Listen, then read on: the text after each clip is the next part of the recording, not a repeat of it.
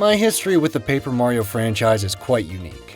I remember being intrigued by the commercial for the original N64 game, and when I got it for my next birthday, I fell in love with it. A colorful RPG that took place in the Mushroom Kingdom. It was simple in design, challenge, and execution, but it left a mark in my heart that still resides to this day.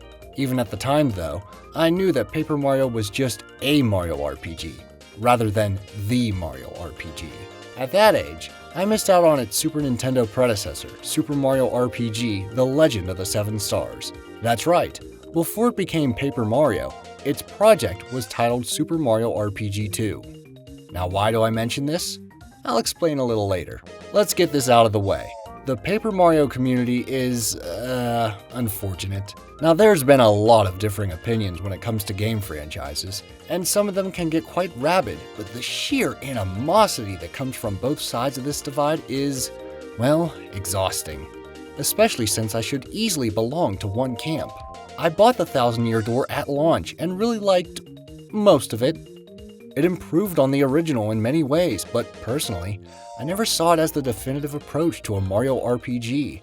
There were some things I found the original Paper Mario did better, Superstar Saga did better, and eventually, when I finally tried it, The Legend of the Seven Stars, I found some things even that RPG did better. I still thoroughly enjoyed Thousand Year Door. I mean, its combat was addicting, and you could tell they put so much work into the badges with this one. There is so much you can do with the badge system, it just begs for replayability. The story is very good too, and not something you'd expect from a Mario game. But can I just be honest? The gameplay outside of combat isn't good. Hear me out. I feel that a lot of things from the original, Thousand Year Door improved upon. The writing, the chapter concepts, the boss battles. But I also felt it took some steps back from the original as well. Once again, there was a Princess Peach epilogue after every single chapter, which more often than not just crushed the pacing of the game. I'd always dread being sent back to the X-Naught base to do some arbitrary task, just so I could play as Mario again. Also, I still feel like the original was a lot less linear than Thousand Year Door. Thousand Year Door has a lot of areas that are just hallways with enemies sprinkled on them. They really weren't as meaty as I remember. I mean, they were text-heavy, sure, but there was nothing really happening. Chapter 3 itself may have a great concept, but it goes on for way too long and honestly is one of the reasons I've only played this game a grand total of 3 times. The other reason being Far Outpost. I loved this game for its imagination, but I never vastly preferred it over the other Mario RPGs, or even the original Paper Mario for that matter. I just saw it as another Mario RPG, which it was. I know it means a lot for those who have nostalgia for it. And trust me, as a die-hard lover of flawed but great games like Super Castlevania 4, I get that it can be a tough pill to swallow. But at the end of the day, Thousand Year Door was never going to be a golden rule for how Mario RPGs would go. Even before Super came out on the Wii, we knew through Partners in Time that this was the case. It was on the GameCube, for God's sakes. That era is just not the face of Nintendo anymore. So by the time Super Paper Mario came out and it was revealed that it was more of a platformer with RPG elements, I wasn't shocked. Bowser's Inside Story was right around the corner, and I would have been more surprised if Nintendo actually ran 2 RPG franchises side by side. Then came the big one, Paper Mario Sticker Star. I haven't played it. Yep, sorry, I skipped that one. Didn't look intriguing to me, and I also skipped Dream Team for that matter, because I was phasing out handheld gaming in general. So all this hatred, this bitter taste, this betrayal, didn't affect me. I dodged a bullet, I guess, but it left me blind to a hatred that lingered in the water. A hatred which just so happened to lash out when this trailer dropped. Paper Mario Color Splash was weird. A game that looked decent and had a beautiful visual look was getting pile-drived into oblivion. I was confused. Sticker Star 2 was all I heard. And it didn't help that it was a Wii U game, so I just figured, hey, Nintendo negativity was par for the course, and I just walked on by. I gave it a rental one night, played for a couple of hours, got caught up in schoolwork, and honestly forgot all about it. But a good portion of the community didn't. Some people actually enjoyed this game, but they were targeted by a witch hunt of Mario RPG puritans. You weren't allowed to compliment Color Splash. You weren't allowed to like Sticker Star. You weren't allowed to be positive about modern Paper Mario. And it only got worse. In a year of insanity, heartbreak, and depression, Nintendo dropped a trailer literally from the sky, like seriously, what a surprise. It didn't even pop up on a clickbait leak YouTuber's radar. Bravo. Ah yes, Paper Mario the Origami King. The Puritans readied their pitchforks, but this time it wasn't a witch hunt. Of course you realize this means war. What happened with Sticker Star and Color Splash for that matter wasn't going to happen again without a fight. And it's gotten insane how big of a fight this one is. Both sides have dug their trenches, and though few appear to have a change of heart, even the Muppet, who, intentionally or not, stoked this war, has admitted that it's no longer fun to talk about Paper Mario. Look what you have made. And this is where we're at now. So, all of this aside, it's going to unfortunately land me in a camp when I say that Paper Mario the Origami King is one of my favorite games on the Nintendo Switch. There we go, we can finally get into the game itself. 3 pages into the script. Whee! Paper Mario the Origami King is a game I went in with low expectations. Right off the bat, I loved the visual presentation the game had on display. The amount of detail that Origami King went into capturing the resemblance to actual origami still amazes me. Shredded paper is used to visualize water in the world. Buildings and structures have this pleasing pop-up book aesthetic, and everything seems to be layered with construction paper. I've heard from quite a few that the visual aesthetic is too literal and missed the point of Paper Mario, but I would argue that to not use such a detailed aesthetic on a next-gen console like the Switch would be an enormous missed opportunity. Even in the first game, it was evident that a pop-up book aesthetic was the goal in mind here. They didn't expand upon it because technology wouldn't allow it. Everything looked cartoony and flat, but it tried to replicate crafts and storybook aesthetics whenever possible. After all, the game was only ever called Paper Mario in the first place to remove the association to Legend of the Seven Stars. From the start, it was just Super Mario RPG 2, then it was changed to Mario Story, before finally settling on Paper Mario.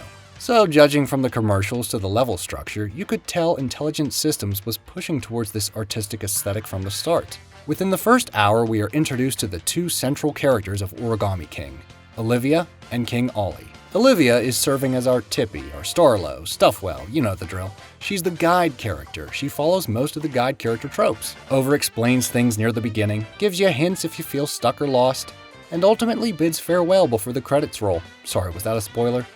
Standard stuff. But really it's her personality that adds a unique flavor to the Origami King experience. She's naive, curious, and acts almost like a newborn child experiencing the entire world for the first time. She's more of the player's eyes than Mario is in this adventure. Ollie, on the other hand, is our villain. As the game's main antagonist and titular character, he makes an impression early on. He views flat paper as inferior, and like a sick cult leader, orders all to become refolded unto glory or perish. He transforms Bowser's minions into folded soldiers, turns Bowser into a laptop cover, and seizes Peach's castle with 5 multicolored streamers. These streamers serve as our chapters in a sense, giving us a sense of progression in this vast and open world. I'll be honest, once Mario falls into the Whispering Woods, I was on the fence. It wasn't until after the Earth Elemental Temple that I actually enjoyed playing the game, and it wasn't until Autumn Mountain that I started to fall in love with it.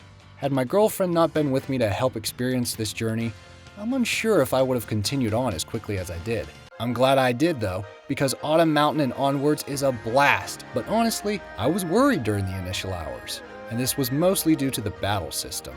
You see, the Origami King had the opposite effect on me that the Thousand Year Door had. While in the Thousand Year Door, I was looking forward to battle, but dreading any time I had to be sent back to a previous location just to grab some arbitrary item. Whereas with Origami King, I was thoroughly enjoying the wide variety of content the areas had in store for me, but I was gritting my teeth through most of the battles. Origami King had matching games, a boat tour, ninja stars, a ballet, a rail shooter, Wind Waker, action RPG boss battles, fishing, scavenger hunts, Korok toads, Zelda dungeon puzzles, and many, many more bits outside of its battle system. But let's go ahead and discuss the battle system itself. Battles consist of ring-based puzzles where you must twist and turn to match enemies into line formations for your boots or stacks for your hammer. Hey, we wanted a turn-based battle system, and this certainly is a turn-based battle system. Nintendo, you cheeky pricks. Most of the challenge here comes more from solving the puzzle than the actual battles themselves. It can easily trigger your anxiety when you consider the timer ticking in the background, and the fact that when you fail to solve the puzzle, you lose out on both a damage boost and reward coins. I know a lot of veterans consider this made the game too easy, but Fuck you too! I had trouble with some of these puzzles, and from watching other playthroughs I can tell others messed up as well. And 2, Paper Mario games were never hard. I'd sooner play any of them before I dare touch the likes of Dragon Quest VIII, Tales of Vesperia, or frick, Dark Cloud. And I can name maybe 3 or 4 times I died in the original Mario RPGs. They are RPGs designed for kids after all. Another complaint I hear a lot is the lack of EXP, which I'm on the fence with. On the one hand, I do miss badges and learning a variety of new perks as I level up. But on the other hand, this approach is the start of addressing a very common RPG complaint in general: grinding. Grinding, fortunately for me, becomes an almost zen state, especially if I dig the battle music or the design of the enemies. I can spend hours burning through battles and never feel like my time is wasted. But I do know that others do not share this sentiment. In fact, I feel like Origami King is the first game to address a complaint I heard in Donkey's video on Dragon Quest XI. The game would be so much more enjoyable if you just fought 10 or 15 tougher enemies and then go on to the boss. So now, most battles are optional. On top of that, there are still mandatory encounters that you will have to conquer, but grinding is no longer needed, especially since the difficulty of the bosses relies on solving the puzzle rather than being at the proper level. Actually, the biggest buzzkill is that Mario doesn't have that many moves this time around. Various jumps, various hammers, POW blocks, fire flower, ice flower, tail, and mushrooms. But again, the focus is not on the combat itself, just the puzzle. Boss battles are nice highlights though, because each and every one of them has a different strategy. Some of them going so far as to having multiple strategies you could tackle. On the surface, it's easy to dismiss the intrigue of fighting a tape dispenser or a hole puncher, but Origami King manages to fill them with personality and such interesting battle mechanics that I dare say the fights with the Legion of Stationery are one of the highlights of the game. You have Colored Pencils, who feels like a snobby art student, the Mafia Lord Tape, complete with ridiculous pompadour, and my absolute favorite, the honorable yet sadistic duelist that is Scissors. You're not just fighting household objects, you are indeed fighting characters. The partners in this game are another mixed bag. For one, they are each memorable in their own right and add so much more to the narrative just to see them tag along. This is mostly thanks to the excellent writing in Origami King.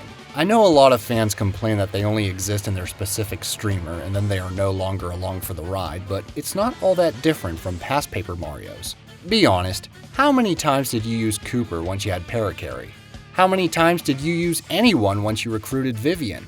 And more importantly, whenever did you find use for Flurry?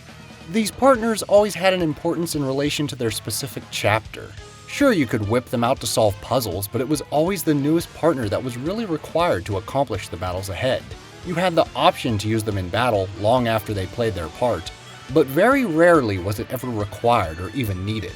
I love Paracarry, Bobbery, Cooper, Gumbario, and Vivian as much as the next fanatic, but they weren't the end-all be-all of the games, especially since all of them combined could never compare to Geno, Mallow, Bowser, Peach, and the king of second bananas himself, Luigi. So as for Origami King, they aren't really needed in battles, though I do wish they didn't miss as often as they do, but it's nice to see them here. It would have been neat if they could work in a boss battle or two, but missed opportunity, I guess. Bobby is one of my favorite characters of all time, and by having an actual connection with Mario and Olivia, he will stick around in my mind a whole lot more than, say, Bombette, who is just a Zelda item with dialogue. Professor Toad gave me flashbacks of Colorado from the first Paper Mario, and actually had me cheering a couple times in battle for helping me out in a pinch. Kamek has been a long-time character that I always wanted to see by Mario's side, so it was enjoyable to see him here. But like I said earlier, none compare to Bowser. One day we will get a true successor to the teamwork they displayed in Legend of the Seven Stars. For now, this will have to do. I enjoyed the partners for what they were, but personally, I would prefer having Luigi, Bowser, Peach, or Kamek be permanent party members in a future Mario RPG. I will say that for the most part, there is one aspect from the Origami King that everyone can agree upon. And that is that the music is fucking awesome.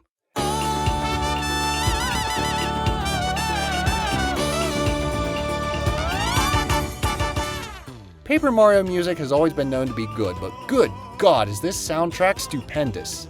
The multitude of composers really spice up the OST with a variety of hits that have all managed to make it onto my playlist. Real big band jams with saxes and strings that just, oh! Some fan favorites include, but are not limited to, Eddie River, the Cafe theme, Musée Champignon, Autumn Mountain, The Great Sea, Dual Bladed Duelist, Origami Castle, Pool Party, and my absolute favorite jam, Autumn Mountain's Battle theme.